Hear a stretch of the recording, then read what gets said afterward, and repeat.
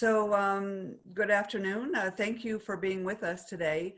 My name is Donna Malay. I'm one of the Army ROTC Scholarship and Enrollment Officers, also called Recruiting Officer here at Virginia Tech. I'm a retired Army Colonel. I served in military intelligence, civil affairs, and as a foreign area officer, both on active duty and in the reserves. I'll let my colleague Buck Kellogg introduce himself. Hey, good afternoon, everyone. Thanks for joining us. I think we have about 23 folks on right now. We're still getting some trickling in, but welcome. Thanks for taking the time out of your day to kind of learn about our program. I'll be putting our information in the chat bar. So after this meeting, you've got a resource, you've got a place you can call, you can email us, and we'll get the answers that you're looking for. And so if you have a question, throw it in the chat. If you have a question, there's also a Q&A box at the bottom that you can ask a question. And hopefully we can get all you guys answered and get all get you some good information today. So welcome. All right, so let me get my slides set up here for you.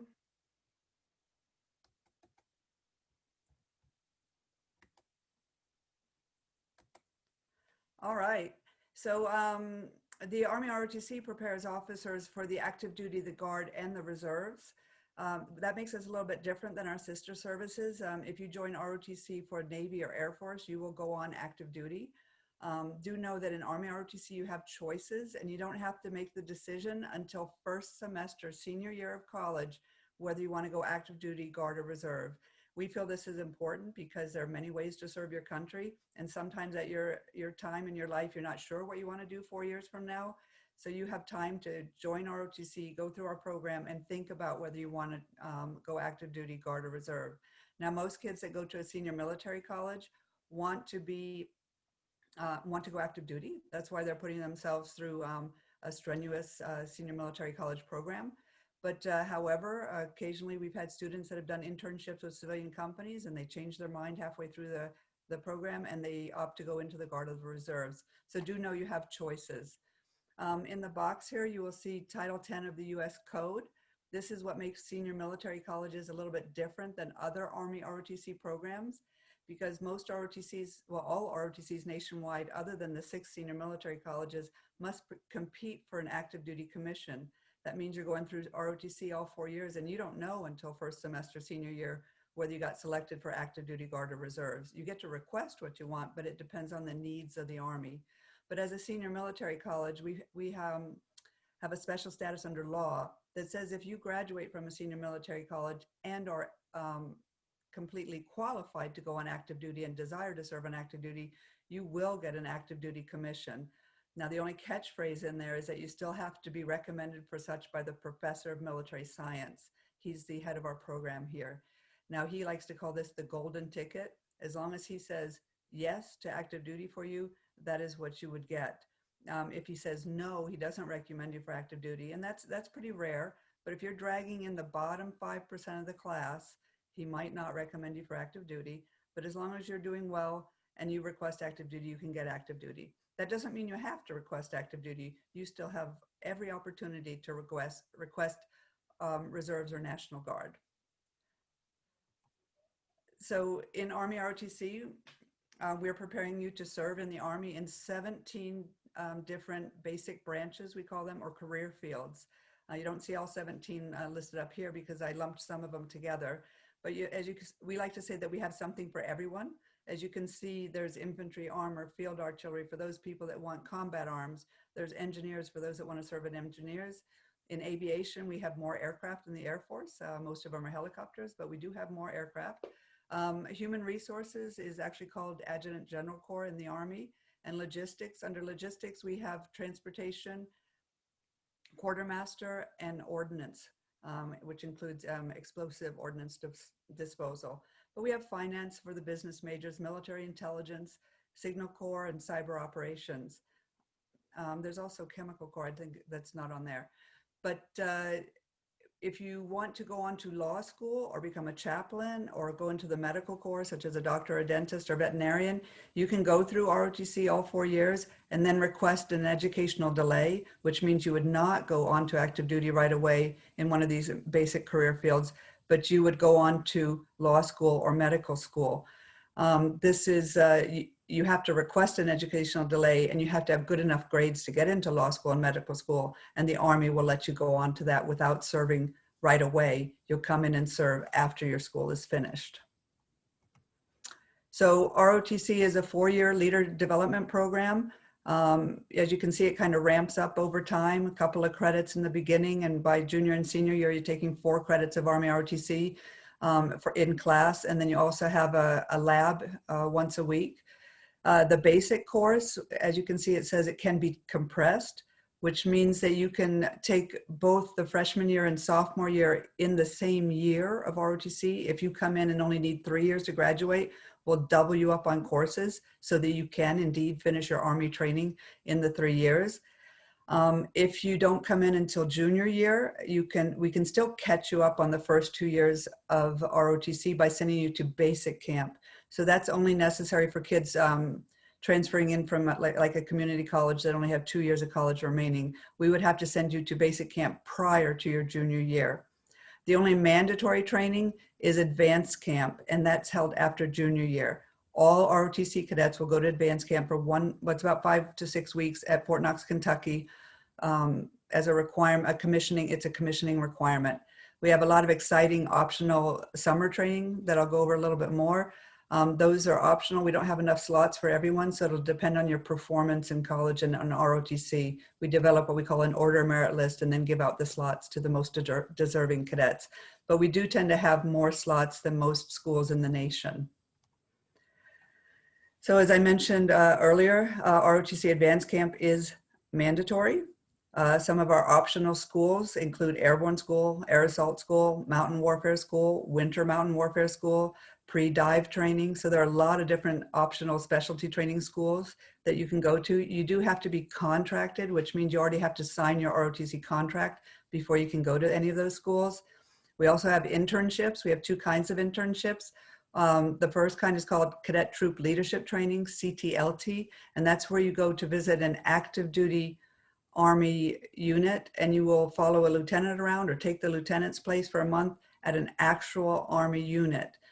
Some of these units can be overseas in Korea or in Hawaii or in Germany.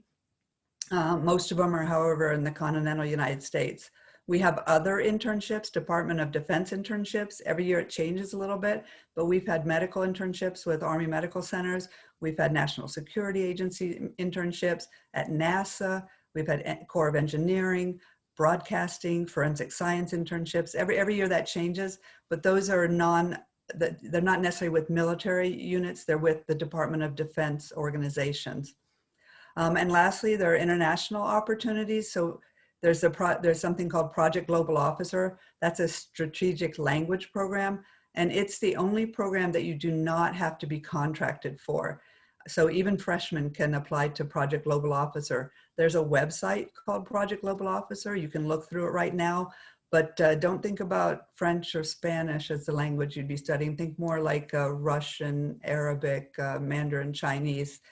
You do not have to be a language major to participate in Project Global Officer, but sometimes there are some prerequisites for taking a semester or a year of the language before you spend a summer abroad in a foreign country in total immersion working on your language. And as I mentioned earlier, you can also do CTLT, Cadet Troop Leadership Training internships overseas sometimes. And those are a few of the locations our cadets have gone to.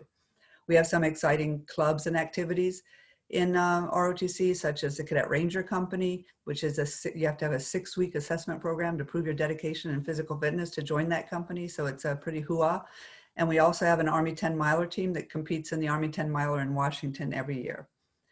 The Corps has plenty of other activities, so they're the ones that will run the equestrian team, the drill team, and the rifle team. But these a couple of teams are Army specific. So what's the difference between regular ROTC and senior military colleges? Well, ROTC is a national program. You'll learn the same things at ROTC wherever you go to school. You'll have the same opportunities for scholarships and summer training programs. As I mentioned, you can see in the blue here, contracted cadets must compete for active duty commission if they're not in a senior military college via the National Order Merit List. Whereas the senior military college, we fall under the special status of Title 10 of the US Code. So the biggest difference is down there in the bottom of the green. What makes Virginia Tech different? A senior military college is different from regular ROTC programs. Well, first of all, as you saw in the core brief, you'll be living a core military lifestyle. You'll all live together, all ROTC cadets and citizen leader cadets will live together in the core cadets. You'll all wear the same uniform of the day. You'll have mandatory formations and room inspections.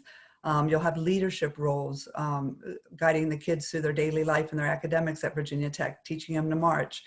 But so you'll have that camaraderie that you might not have in a regular ROTC program where the ROTC kids are spread through civilian dorms throughout the campus. And our cadets are also held to the same ethics and honor code as West Point, that I will not lie, cheat, or steal, nor tolerate those do. So it's a little bit higher than the rest of the university, which also has an ethics and honor code, but ours is definitely enforced as it is like at West Point. We have, because we're a larger program, we have enhanced training facilities. We have our own obstacle course, rappel tower, land navigation sites, field leader reaction course, Zodiac boats. Because we're a larger ROTC unit, our university could invest in enhanced training facilities that some of the smaller ROTC programs might not have. But most of all, the last line you see there is that you have increased leadership opportunities and training, because the core and ROTCs work very, very close together, but they are separate entities. So you will have core leadership roles where you might be mentoring freshmen. You might be a company commander in the core, which we would call like a garrison type of assignment. And then you'll also have leadership roles in ROTC. So you might be our cadet battalion commander or one of our company commanders. So you will see over the 4 years of your career that you'll have twice as many leadership roles as most kids in a regular ROTC program. And not only that, you'll have larger groups to lead. Smaller programs might not have a whole platoon of cadets for you to lead, but because we are a larger program, we have almost 500 kids in our program in Army alone. And then you will have many, many more opportunities to lead and soldiers or cadets to lead. So because of this increased leadership opportunity, that is why we have that special status under Title 10 of the US Code. So I want to briefly go over scholarship opportunities. If you're a high school senior, you should be applying to the National Board for ROTC scholarships right now. The boards are the application is open. The first board is happening next week, so it's a little too late for that board, but we have 2 more boards this year, one in January, one in March. If I were you, I'd try to get everything in before Christmas so that you can at least go before the second board. If you're a junior, the board will open for you after junior year, usually in June, after your junior year. So you can get a head start on getting your packet ready and get everything in time for the first October board. And I'll go over that a little bit more in detail in the next slide. If you don't get a scholarship through the national program, that's okay. Not everybody does.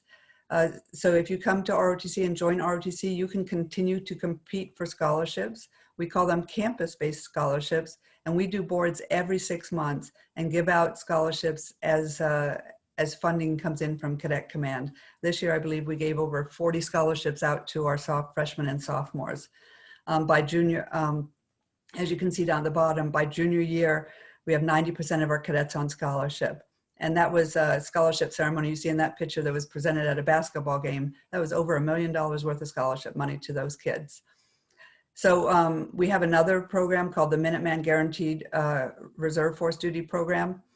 And those scholarships are handled totally different. If you take a guaranteed Guard and Reserve Force Duty program, you must agree in advance after you win the scholarship and sign your contract that you will serve on, you cannot serve on active duty, but you will go into the National Guard or the U.S. Army Reserves. So it's the only one that limits your choices. Sign a Minuteman or Guaranteed Reserve Force Duty contract. That is not, that's not an online program either. I'll tell you how to apply to that in just a second. I did want to point out that all of our scholarships, no matter whether it be called a national or a campus-based or a Minuteman, cover the same thing. It's full tuition and fees, in-state rate or out-of-state rates. You get a $420 a month monthly living stipend and $600 a semester for books. We also have another opportunity with the Virginia National Guard.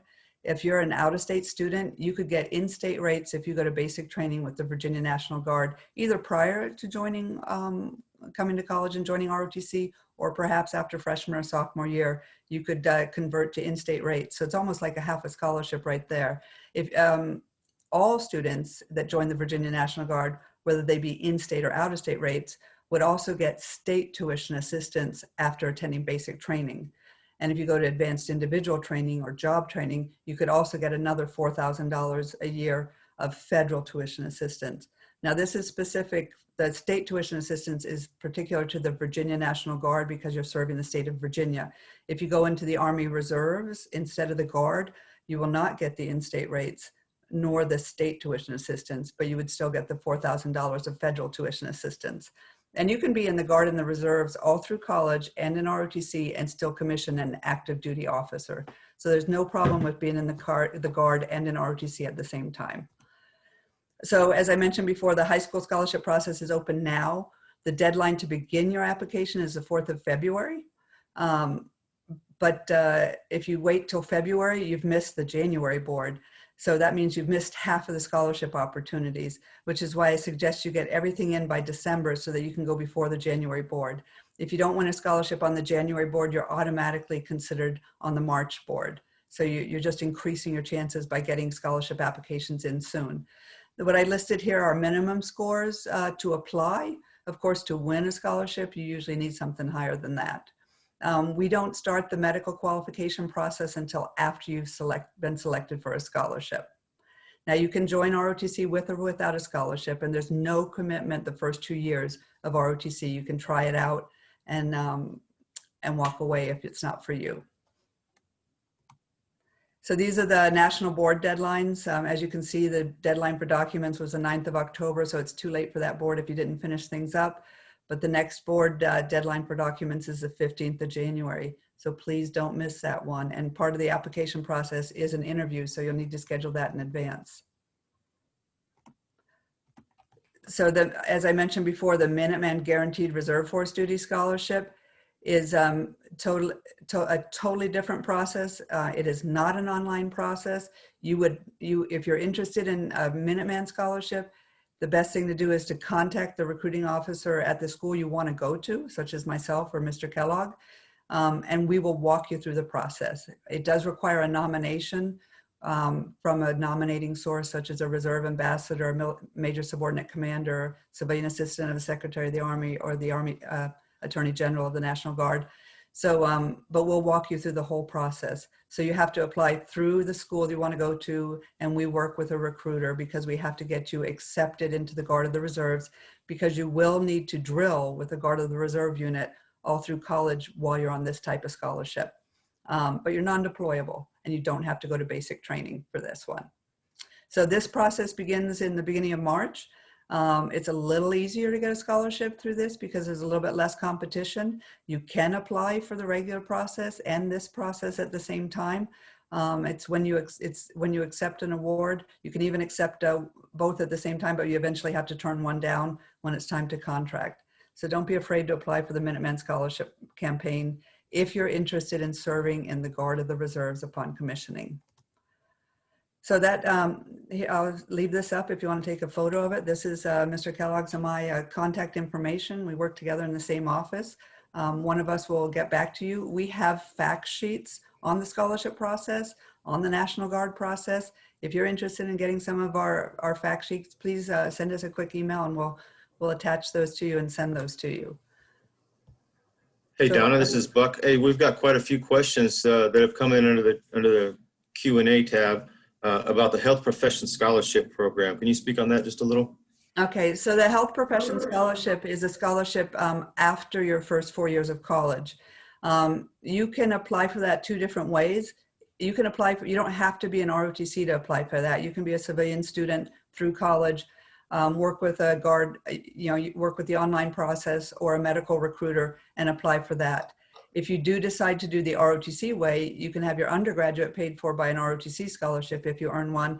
And then when you're a junior here, we'd put you in touch with the, we have a local medical recruiter, and you can apply for the Health Profession Scholarship. So you could technically have undergrad and medical school paid for. Now, sometimes they don't give out four-year scholarships right away for the health profession scholarship. But we had a young veterinary student. She got her educational delay, had to pay for medical school on her own the first year, and then she earned the 3-year scholarship.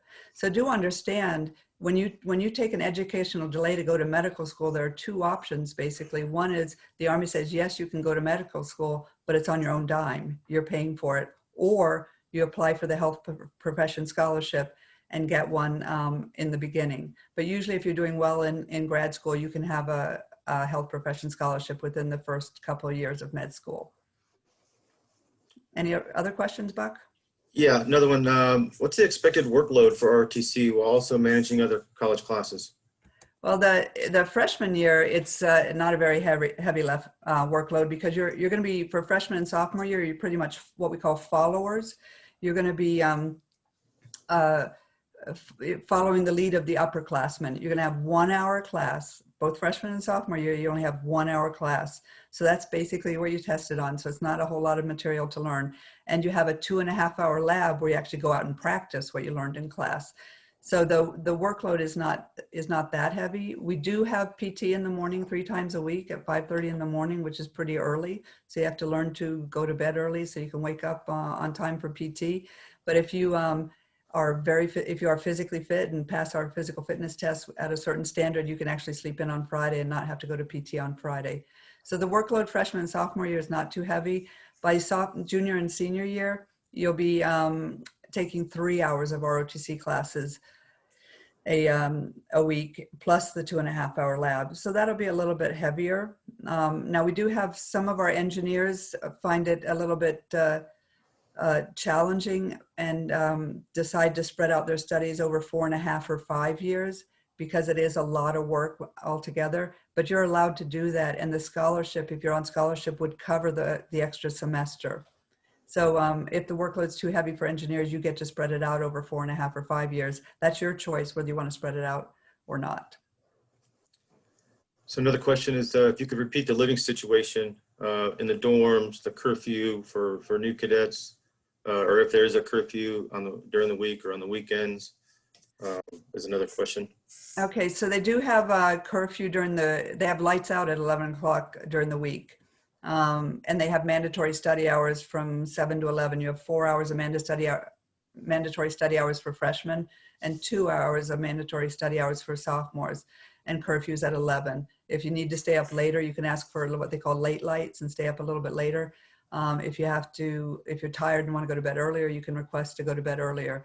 Now the weekends, I wish I had a cadet here to answer that question. I know that as you get more senior, you get to stay out later on weekends. I believe the freshmen have to be in by 11, but I think the juniors and seniors can stay out till 12 or 1 even. But I'd have to check with the cadet on that. How well does the Army ROTC program work with the architecture program? We work really well. We have a young lady in the architecture program right now. She did not get a scholarship through the national board, but the Army ROTC scholarship covered her last 5 years in that program, since it's a 6-year program. So you only need 4 years of ROTC training, I guess you could say. So she's in what we call a field study class in between for the classes for an extra year. So she's just doing some leadership reading and writing, but it's not a heavy load for her. So she'll do the 4 years and she'll be in an ROTC class if she's on scholarship. If you're non-scholarship, you can just, you don't have to take any ROTC classes. You just continue your studies and commission at the end. Colin asks, is there something comparable for law school similar to the HPSP? Not straight out of college, not straight out of college. We do have a funded legal education program, but you have to serve in the Army, and I have some flyers on that. We can send you one of those. So please email us if you'd like that information. But it's usually after your 4th year of service, you could get funded to go back to law school for 3 years and receive your captain's salary at the same time. So that's the funded legal education program called FLEP through the Army. So send us an email and we'll send you that flyer. Okay, Christine asks, is the ROTC program separate from the Corps? How does that whole piece work? Well, it is separate from the Corps. The Corps takes care of your daily life. your structured military lifestyle. And ROTC teaches you how to be an Army officer, teaches you common soldier skills. So ROTC is more like a class that you go to, and the core is how they run your living situation. Now we complement each other, so we're not going to teach you to march if they're teaching you to march. We don't train on same weekends. We coordinate everything. If you have a major leadership role one semester in the Corps, we're not going to give you the, overtax you and give you a major leadership role in the Army ROTC. So we do work together and coordinate together, but they're university employees and they take care of the living situation and the structure, and the discipline is mostly taken care of. The university discipline issues are taken care of by the Corps, where Army over here, our officers are active duty federal officers, and they'll be teaching you Army skills that you need to know and preparing you for commissioning. Anonymous asks, what are the full requirements to join the Corps other than checking yes on the Common App? Pretty much, if you get accepted to the university, you can get accepted to the Corps. The Corps does require that you have a medical statement from your doctor saying that you're fully cleared for unrestricted activity. Other than that, that's pretty much the only requirement. Tristan asked, how will ROTC schedule work with the other classes? It's a class, so you schedule ROTC in your schedule. When you sign up for classes, you schedule when you want to take ROTC. Every class is offered at least 4 times per class level. So you pick the one that fits best in your schedule. And the lab, sometimes we have a little bit of lab conflicts with the lab, but we work with you if you have a lab conflict and you might end up showing up 5 minutes late or something. But other than that, you just schedule it in your schedule and it counts. It's a graded class and counts into your GPA. Levi asked, what is the national acceptance rate for the ROTC scholarship? Only about 20% of the kids that actually apply for a scholarship will win a scholarship. So it's pretty competitive, which is why they give us a lot of money for the campus-based program, because the campus-based program lets us evaluate how they perform in college and in ROTC and shows their dedication too, because if they join up without a scholarship, that's also showing dedication. Do you have to be in the Corps to earn an ROTC scholarship? Not to earn a scholarship. You earn a scholarship independent of where you've signed up for school. You usually list your choices of which schools you like to go to, but Virginia Tech has a policy that by the Board of Visitors that if you are in ROTC, you have to be in the Corps. So if you come to Virginia Tech and with your Army ROTC scholarship, you will have to be in the Corps. I think that's all the questions that are in there right now that we've answered. And we're running past time. All right. Well, I know some of the kids also wanted to get information from Air Force and Navy, but I will tell you, like I mentioned before, we have options for active duty guard or reserve, which the Air Force and Navy don't have. And also, we don't care what your major is. You can major in anything you want in Army ROTC, whereas the Air Force and Navy are very, very focused on technical majors. You can apply for multiple scholarships, and if you win an Army one where you're waiting to hear from Air Force or vice versa, you can say yes to one while you're waiting to hear from the other. So there's no obligation to accept the scholarship. The obligation comes when you join our program and sign our actual contract, scholarship contract. So don't be afraid to apply for Army, even if you might be considering a different service. I thought I was going to be an Air Force officer. I got an Army scholarship because I applied for both, and I loved every minute I've been in the Army. And are we expecting any on-site visits this year, or do you think that's going to probably be postponed still? Right now, I'm not expecting any on-site visits. It doesn't prevent you from visiting on your own, but they won't have any organized tours or visits. Okay. Yeah. Anything else? I don't see any more questions on here. All right. When you do talk, and if you go to the Air Force or Navy brief, do know that their scholarships also cover different amounts. Sometimes they'll only cover the in-state rate at Virginia Tech if you're an out-of-state student. They have different tiers, they call it different tiers of scholarship, where the Army scholarship covers full tuition and fees, and whether you're in-state or out-of-state rates, or private or public school. All right. Well, I would like to thank everyone for being here. Don't be afraid to reach out to us if you have any questions. We'll be happy to send you fact sheets on the scholarship process, the National Guard process, and we're ready to answer your questions if you just give us a phone call at any time. It's been a pleasure speaking with you today. Thank you for attending.